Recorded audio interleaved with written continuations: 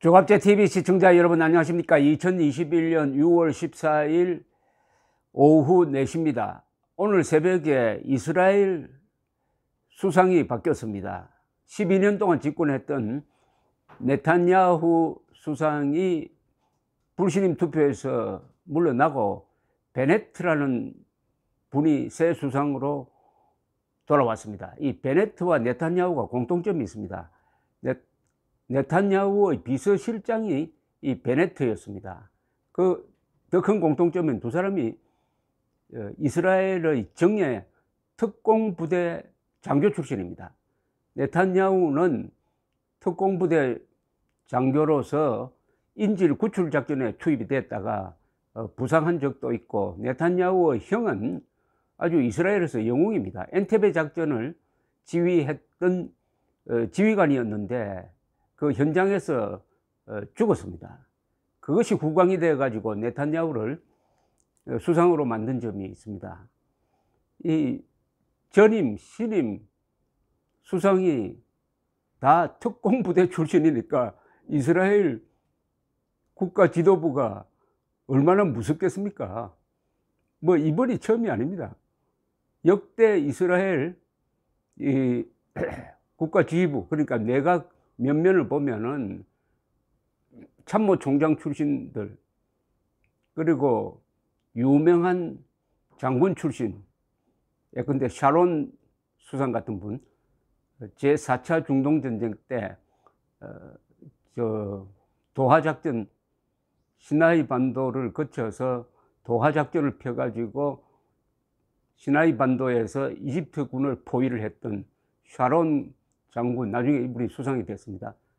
또 유명한 라빈 수상, 67년 6.1 전쟁이라고 불리는 이 6.1 전쟁을 승리로 이끌었던 당시에 참모총장, 그리고 핵개발을 지휘했던 시몬 페레스 대통령, 하여튼 국가 지도부가 다 똘똘 뭉쳐가지고 군인 정신으로 무장한 그런 국가 지도부니까 공식적으로 이스라엘을 때리면은 우리는 7배로 보복을 한다, 이렇게 선언하는 이런 국가 지도부가 있으면은 우리처럼 안보 문제에 신경을 쓸 필요가 없습니다. 그 사람들이 다 알아서 합니다. 맡겨 놓으면 돼요. 근데 한국은 어떻습니까? 요새 여야 통틀어서 자주 거론되는 사람들 무심코 이름 좀 꼽아 보니까 공통점이 있어요. 군 현역 복무를 안 한 사람들이 많습니다. 군 현역 복무를 안 한 사람들이 많아요. 윤석열, 이재명, 송영길, 윤호중, 김부겸, 또 황교안, 이런 분들은 현역 복무를 안 했습니다. 안 한 이유는 다 각각 다른데 그거 좀 소개해 드리겠습니다. 이준석 씨는 대체 복무를 했으니까 현역 복무는 안 했지만은 대체 복무는 병역 의무를 다 했다고 봐야 됩니다. 조금 다른 경우입니다. 자, 한 사람씩 따져보겠습니다. 윤석열 전 검찰총장은 대학 시절인 1982년 병역검사를 받았는데 양쪽 눈의 시력차가 큰 부동시라고 그러죠. 부동시로서 전시 근로역 처분, 그러니까 현역 면제 처분을 받았습니다. 윤석열 전 총장이 2019년에 검찰총장 후보자로서 지명됐을 당시에 이 문제가 불거졌는데 부동시로 운전면허도 취득하지 못했고 현재도 계단을 오를 때 다소 어려움이 있다라고 밝혔던 적이 있습니다. 이재명 경기도지사는 1985년 제2국민역으로서 현역 면제 판정을 받았습니다. 골절 후유증에 의한 주관절 내반, 주 및 완관절부 분류합좌, 좀 복잡하네요. 이게 사람 인체에 관계되는 게 전부 어려운 한자로 되어 있어서 이렇습니다. 면제 판정을 받았습니다. 이 지사가 기자회견에서 직접 밝힌 내용에 의하면 어린 시절 여러 공장을 전전하며 일하던 중 프레스 사고로 왼팔이 부서져 6급 장애인이 되어 가지고 1985년 5월 5급 판정을 받아서 병역이 면제되었다고 설명을 했습니다. 더불어민주당의 당대표와 원내대표도 군복무를 안 했습니다. 송영길 더불어민주당 당대표는 시국사범 함으로써 감옥살이를 해서 병역 면제된 경우로 지금 기록되고 있습니다. 1984년 연세대 총학생회장에 선출된 뒤에 학생운동을 하다가 투옥되면서 1985년 소집 면제 판정을 받았다. 이렇게 적혀 있습니다. 윤호중 더불어민주당 원내대표는 시국 사건으로 인한 폭력 전과로 면제가 되었습니다. 윤 원내대표는 유시민 노무현 재단 이사장과 함께 1980년대 초에 서울대 민간인 감금 폭행 사건, 이건 뭐냐면 1984년 9월 서울대학교 학생들이 학교 내의 타 학과 학생과 민간인 등 4명을 정보기관의 프락치로 몰아서 감금 폭행한 사건입니다. 이 프락치가 아닌데 프락치로 몰아가지고, 그래서 이 사건에 연루돼 가지고 1985년 폭력행위 등 처벌에 관한 법률 위반으로 징역 10월을 선고받았고 군 복무가 면제되었다고 합니다. 이 정부 2인자인 김부겸 국무총리도 현역 복무를 하지 않았습니다.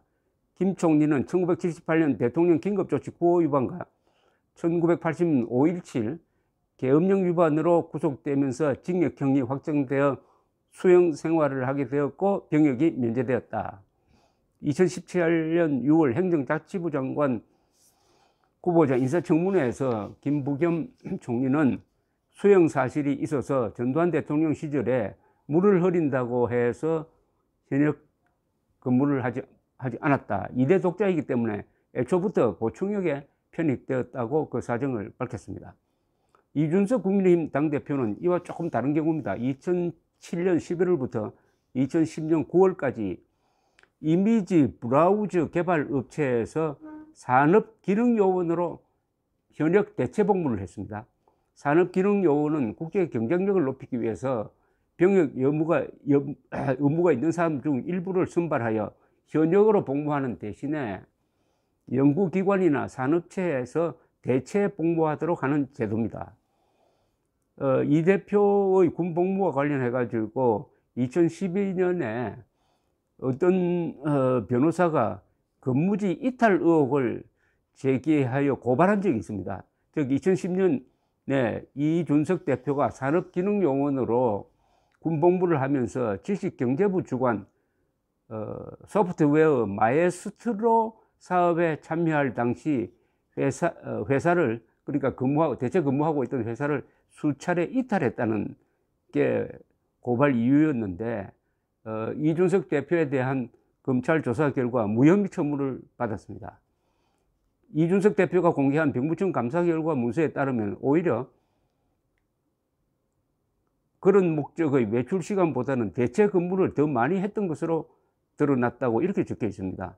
이준석의 경우 근무 중 소프트웨어 마에스트로 연수 참여는 지식경제부로부터 받은 연수 기록 사항과 지정업체의 지문인식 시스템에 의한 출퇴근 관리 기록을 근거로 하여 직접 지정업체를 방문하여 실태 조사를 한 결과 회사의 취업 규칙에 따라 지정업체장에게 사전 보고하여 외출 승인을 받았고, 소프트웨어 마에스트로 연수에 참여하기 위한 외출 시간 41시간 30분 보다도 거기에 따른 대체 근무 56시간 30분, 대체 근무를 더 많이 했다.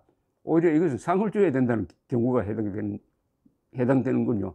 그것이 확인되었다는 내용으로 확인이 되어 가지고 무혐의 처분을 받았습니다. 황교안 전 국무총리, 전 미래통합당 대표도 군대를 현역 복무를 면제받은 경우인데, 만승단마진, 이게 두드러기라고 합니다. 두드러기로 안았다는 겁니다. 현역 근무를 하지 않았다. 다 나름대로 이유가 있습니다. 다만 여기서 이제 현역 근무를 안 하면은 장단점이 있죠. 장점은 자기가 하고 싶은 일을 할 수 있다. 그 시간에 뭐 공부도 할 수 있고 취직도 할 수 있고 남보다 먼저 승진도 할 수 있다. 한 2, 3년 정도, 400일 경우에 2, 3년 시간을 버는 거죠. 그러나 잃는 것도 있겠죠. 뭘 잃을까요? 군대 생활하면서 얻는 것을 잃어버리죠. 군대 생활을 하면 뭘 얻게 되느냐? 애국심을 얻게 되고, 이 조직 생활에서 어떻게 순응하면서 살아가느냐 하는 이 조직 생활을 익히게 되고, 또 규칙적인 행동을 하게 되고, 그러다 보니까 정신적으로 강해집니다. 정신적으로, 육체적으로 강해지죠. 쉽게 말하면 인생의 어떻게 보면 바닥까지 떨어진다는 거죠. 그러니까 젊었을 때 할 수 있는 좌절이 뭐 입사시험 또는 특히 입학시험에서 떨어지는 것도 좌절이죠. 그러나 군대 가는 것도 그동안에 곱게 자라다가 군대 가서 아주 안면 몰수하고 얻어맞기도 하고 특별훈련 받기도 하고 배고픈 것을 경험하기도 하는 그런 경험을 가지게 됩니다. 요새는 물론 군대에서 구타가 줄어들었다고 하고 배고픈 것도 옛날 이야기가 되고 있습니다만은 이분들이 특히 윤석열, 이재명, 뭐 김부겸 이런 사람들이 군 복무를 해야 할 그 시절에는 아주 그런 고된 과정이 있었습니다. 그런 걸 경험하지 못하면은 뭔가 좀 빠지는 게 있겠죠. 빠지는 게. 그 빠지는 게 어떤 식으로 나타나느냐. 제일 크게 나타나는 게 아마 공과 사에 대한 생각을 구분을 제대로 못하게 될 가능성이 있습니다. 군에 복무한다는 것은 국가를 위해서 몸을 바치는 거니까 공적인 임무입니다. 인간이 태어나서 거의 대부분은 공무원이 되지 않는 사람한테는 사적 영역에서 자기 개인 생활을 하게 됩니다. 그러나 총을 잡고 군복을 입는 그 순간부터 국가를 위해서 일하게 됩니다. 그렇다면 군인들은 공사를 군인 3, 4년, 2, 3년 근무하면서 몸에 익히는 것은 공과 사를 구분해야 된다. 파브릭 마인드를 저절로 몸에 익힌다. 그런 점에서 하나 기억나는 게 황교안 당대표가 미래통합당 선거운동을 지휘하고 작년 4월 15일 개표를 하고 있는데 개표가 다 끝나지도 않았는데 개표가 한참 진행 중인데 4월 15일 자정 무렵에 갑자기 이번 선거에서 졌다. 모든 책임을 지고 물러나겠다고 하고 사라지는 모습. 이거는 군 경험자는 절대로 하지 않는 행동입니다. 끝까지 결과를 보고 그 결과에 대한 아주 엄정한 분석을 하고 국민들에게 보고를 하고 자기가 갑자기 물러날 경우에 후유증까지 생각을 해가지고 뒷마무리를 하고 물러나는 게 그게 군인 정신이죠. 감사합니다.